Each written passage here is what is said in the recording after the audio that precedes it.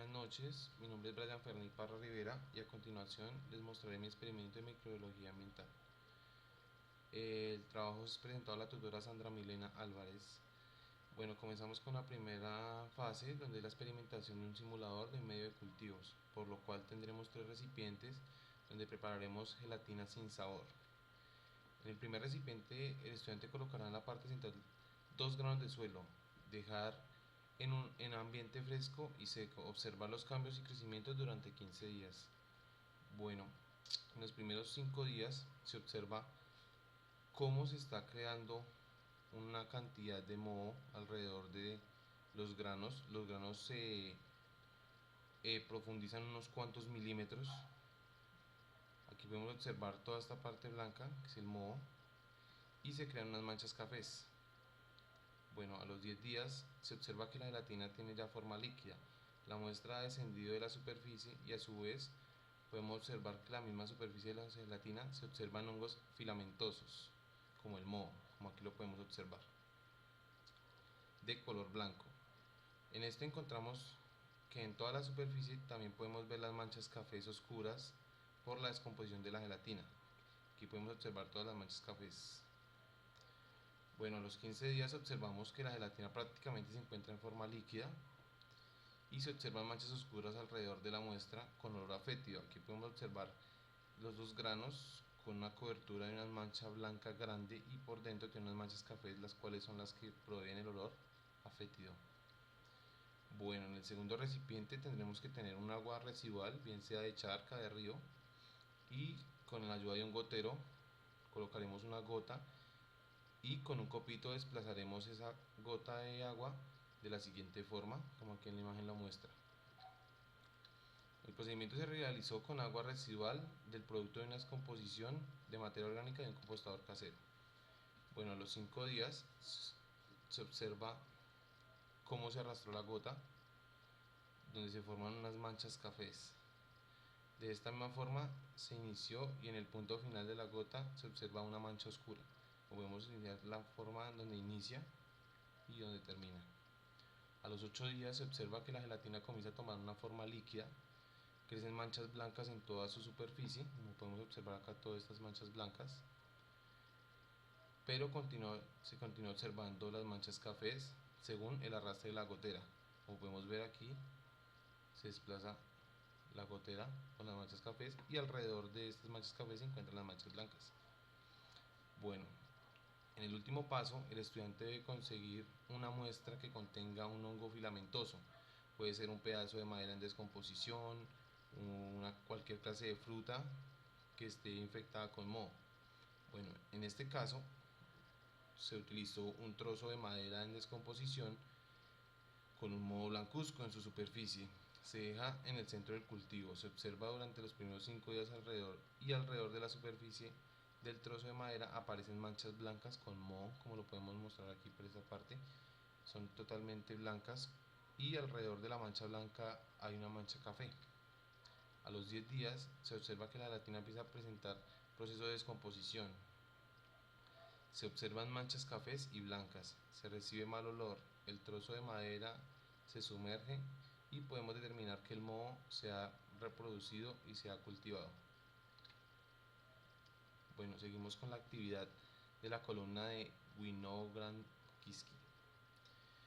En este práctica se tendrá que utilizar una botella de vidrio, la cual vamos a llenar con 10 centímetros de lodo de una charca mezclado con papel periódico y hojas secas.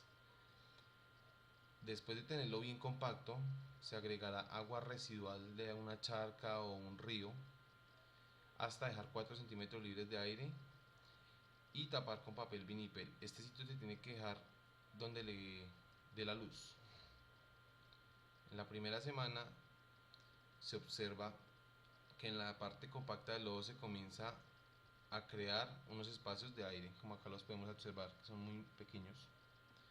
El agua de la charca tiene una tonalidad más café, por lo tanto se observa que al lado compacto se está soltando la parte de su color, ya que al comienzo cuando se agregó el agua de charca era un color amarillento. Se deduce que el lodo está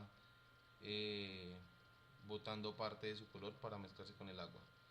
tiene un olor a agua de petar. Por ello se deduce que esta agua trae varios patógenos. En la segunda semana se aclaran las dudas que se estaban viendo en la primera, ya que su olor es muy molesto porque es un olor a huevo podrido. Como se había sospechado, acá podemos observar que el agua sí traía patógenos, por los cuales se pueden observar una cantidad de zancudos, la cual fue una proliferación muy grande, ya que se contaron aproximadamente unos 30 zancudos, el cual era el zancudo Aedes aegypti. En la tercera semana se observa el agua un poco más verdosa, como ustedes lo pueden observar aquí en la parte superior. Los zancudos ya están muertos pues por falta de comida. El lodo compacto se va aumentando los espacios en las burbujas de aire. Como pueden observar aquí las burbujas de color negro, que más adelante en las preguntas se explicará por qué se están aumentando. Podemos ver que aquí el lodo tiene una tonalidad verdosa y también observamos de que ya no tiene la misma forma el agua del mismo color del lodo, ya está totalmente amarilla. Aquí podemos observar más fácilmente los espacios de aire de color negro que tiene el lodo. Bueno, en la última, que es la cuarta semana, en esta semana, después de aproximadamente un mes, se nota un total cambio, ya que se observa perfectamente la diferencia entre el agua y el lodo, respectivamente a la primera semana. El agua se torna más verdosa que en la semana anterior. En la parte compacta del lodo se sigue observando más espacios con aire, como ustedes lo pueden observar acá y acá, que los espacios cada vez van incrementándose. Aquí podemos observar un zancudo que ya se encuentra muerto, ya que pues en todo momento estuvo tapada, entonces no tuvo cómo alimentarse.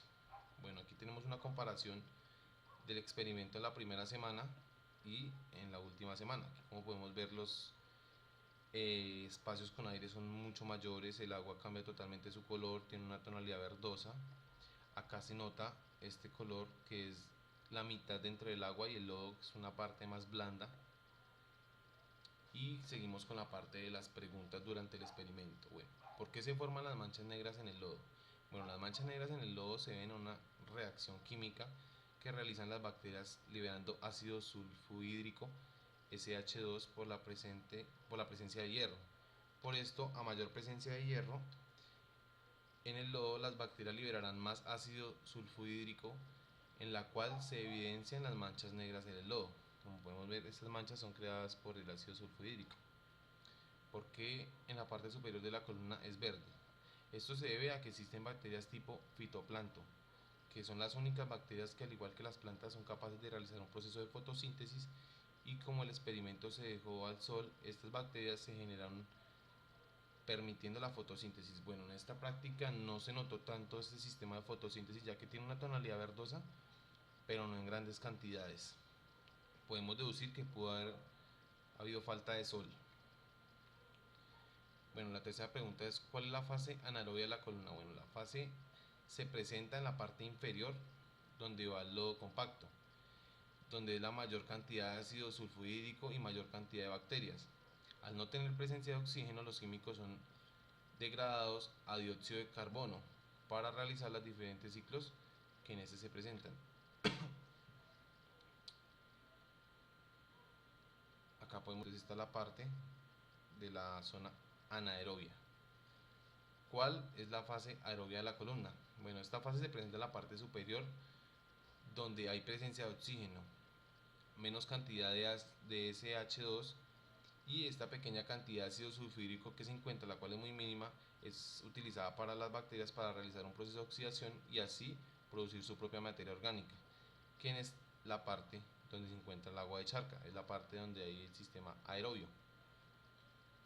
Bueno, ¿cuál es la parte microaerofila de la columna? Esta fase es la que se presenta en la mitad de las dos fases entre la aerobia y la anaerobia.